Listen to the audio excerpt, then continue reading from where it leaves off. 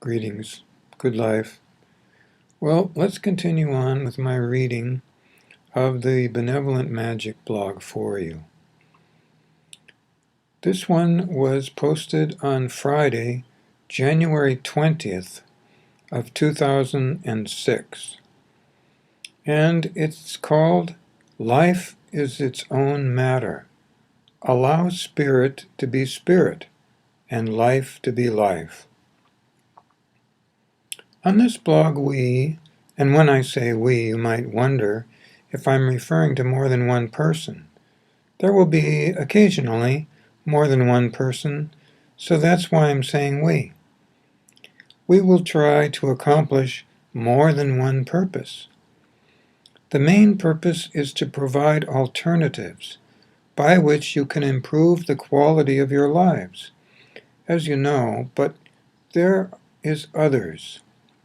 One of which is that in the course of improving the quality of your life, that you are able to experience more fully moments of things that you used to be able to experience more slowly when life was less complicated. It is good to attune your skills so you can do more than one thing at once, and do that well, but there are times when doing only one thing is most benevolent. We all know that when we are sleeping, we are in fact doing more than one thing at once. Our body rests and recharges, and our conscious self, our souls, also known as our immortal personalities, travel and experience teachers, guides, and angels who often teach in allegorical ways, meaning they tell stories in order to understand their teachings. It is in the course of these stories that our earth lives are mentioned, and other forms of life. Often they compare our earth lives to other forms of life on earth, or they show us beings, human beings, and their lives as they are living them. You've noticed sometimes when you are dreaming that you will have the experience of seeing the same people in the dream, and many times you will have the experience of actually seeing yourself in the dream from a distance. When you are seeing yourself, you do not always appear the way you do in real life. In fact, you rarely do. You most often appear in a form where you would be younger, or in the case of somebody who is now younger, say a teenager or a little older, you would simply appear in a version of the way you look now. Your hair might be different, the clothes you wear might be different. The person you identify as yourself might in fact look slightly different, but in the dream they feel very much like they were you. You might reasonably ask, are your guides simply showing you a variation of yourself? No. Everyone here on earth now will someday be a guide to someone else on earth. It may not be a main guide, so to speak. It may not be someone who is with the person all the time, but it will be someone that you learn with by observing and interacting with.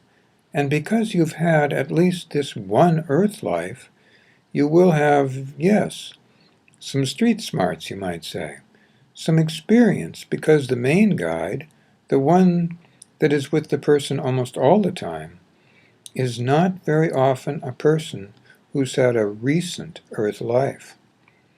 They may have had an earth life, but it won't be a recent life, because when you've had a recent life, sometimes it's difficult for you to only be a guide. It might get the feelings of getting caught up in the life a little bit. And when that happens, usually slightly before it actually happens, you are moved away from the person you are guiding. In this motion, away from the person you are guiding, you receive lessons in guiding. You might reasonably assume that then I am stating that we are all training to be guides, but that is not so.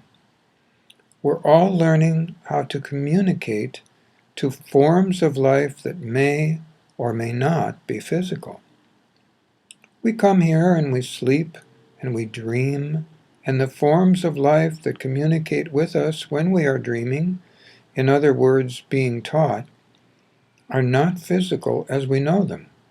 And when we have our dreams, as we recall them when we wake up, which will be superimposed quite promptly over our recollecting system, meaning how we remember, how we imagine.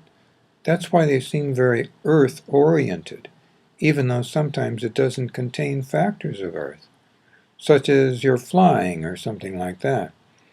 Then that is part of learning to communicate and being communicated to by the non-physical.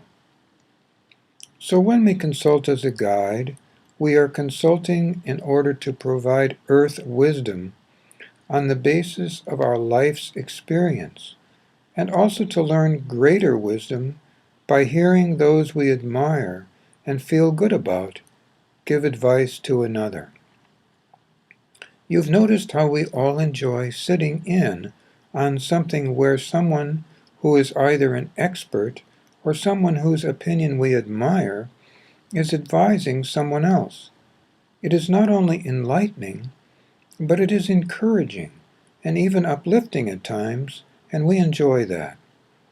This is because of the ongoing training we are getting. I'm bringing this to your attention today, not because I'm trying to complicate your lives, but rather because it is important to note that when we do more than one thing at once, we are attempting to emulate what we do in our sleep state and in our spiritual life. I feel that the reason multitasking is so popular today is not just because of how much work we have, but that we are training in order to bring into our conscious day-to-day life the skills that we have in our sleep life, in our spiritual life, you see. I would like to recommend that we do not train all the time, that we have lots of relaxation, and that we make an effort to enjoy earth life as it is meant, meaning to use our senses. I'm not trying to tell you how to live, but rather notice our senses. Are we multitasking at home and feeling uncomfortable all the time? If that's the case, then our bodies, which is one of our senses, you see, are telling us that this is too much training. It's good to apply multitasking sometimes to see if we can bring the spiritual into the physical, but it is also good to be physical, to be on earth, to live on earth as a human being. When we are spiritual, we will be spiritual and be able to do many things. When we are physical, it is all right to be physical, and many times just do one thing. That's how we learn the ways of life on earth. Good life to you all, and good night.